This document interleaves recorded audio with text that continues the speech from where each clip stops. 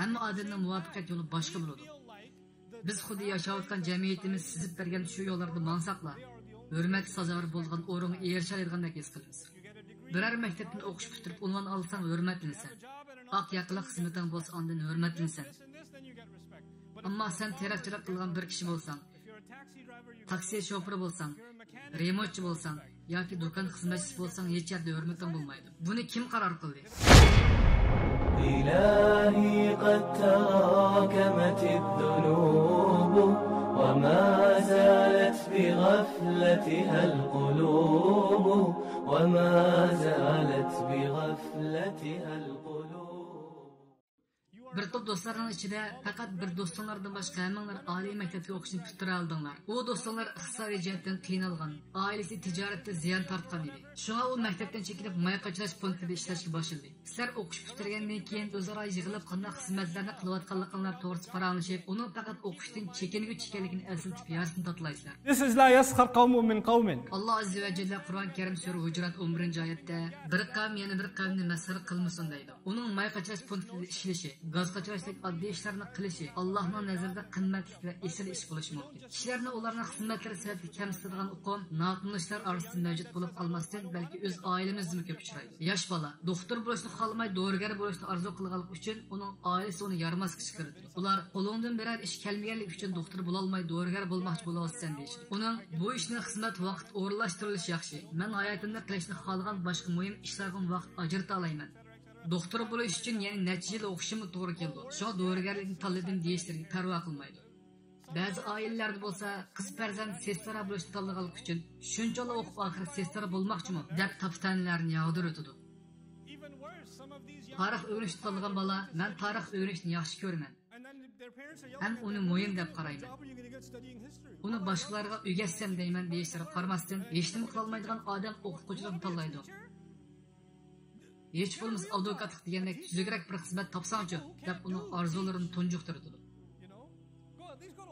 Bundaq kamsizlarning texmi eg'ir bo'lgani, yoshlardan birasi psixologiya o'rganib, atrofdagi musulmon qarindoshlarga yordam qiladigan psixik maslahatchisi bo'lishni tanlaganlar o'tirib chiqdi. Bizning atrofimizdagi ayollar, ota-onalar, yosh o'smir bolalarning ichida psixik maslahatchisiga ehtiyojlilar bor. Ammo bizning o'z ichimizda bundaq kasb egalari bo'lmaganligi uchun g'ayriy musulmonlardan bo'lgan kasb egalarini oldiga berishga to'g'ri keladi. Mush sabablardan ichimizga yoshlar bu kasbni tanlaganda qattiq masxara qilinishga uchraydi. Ular bu kasb bilan nima qilmoqchisan? Buni o'rganib nima xizmat qilasan degandek savollarni tashlashadi. Bu dal kishilarni Alloh ularga talant bergan xizmatlarni qilganlik uchun kamsitganlik bo'ldi. Bu yerda sizlarni texnik yuqori o'rlab yaxshi xizmatlarni tepishga intilmanglar demoqchi emasman. Ammo boshqalarni ularning qilayotgan xizmatning yuqori tuvalga qarab, tuvan ko'rmanglar deyapman. Aramizda shunday yoshlarim bor. Har qancha tirishsin maktabda yaxshi o'qiy olmaydi. Ammo mashinalarni shunday bijirim remont qilinadi. Bu ularning tug'ma talanti. Men uni maktabda kasbini tutilmaganlik uchunla uni qo'ldan ish kelmaydigan yaramasi chiqarasam bo'lmaydi. U haqiqatan yaxshi o'qish tirishgan bo'lishi mumkin. Ammo u qo'liga remontchilik asboblarini olganda bu ishga ustalikni bayqaydi va tirishib necha remont markazining egasiga aylandi.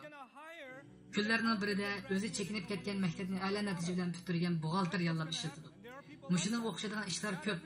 Hamma odamning muvaffaqiyat yo'li boshqa bo'ladi.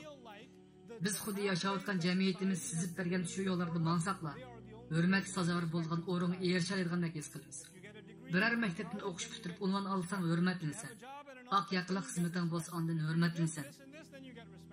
Ammo sen terakchilik qilgan bir kishi bo'lsang, taksi shofiri bo'lsang, remontchi bo'lsang yoki do'kon xizmatchisi bo'lsang hech yerda hurmating bo'lmaydi. Buni kim qaror qildi? Bu xulosani kim chiqardi? Alloh va Allohning rasuli shunday buyurganmi? Hammamizning o'xshash bir saf turib namoz o'qishimizning bir hikmati bor. Safga tizilish uchun hech kimning xizmati maosh tekshirilmaydi.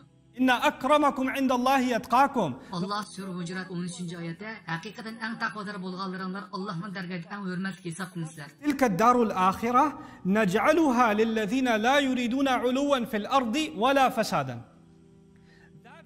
Va sura Qasas 83-oyatda ana shu oxirat yurtini yer yuzida cho'nchilik qilishni va buzg'unchilik qilishni ko'zlamaydiganlarga xos qildik deydi.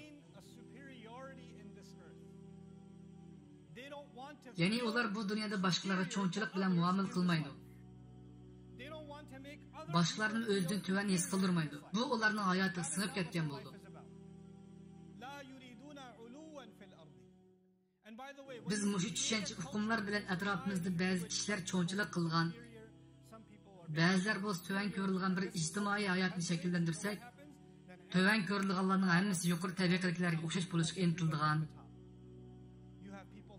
pul mili yo'q, oddiy turalg'ularda yashaydigan kishilar, dağışlarda yaşab esil mashinalarni haydaydiganlarning turmushini kecha-kunduz arzu qilgan bir holat maydon keldi.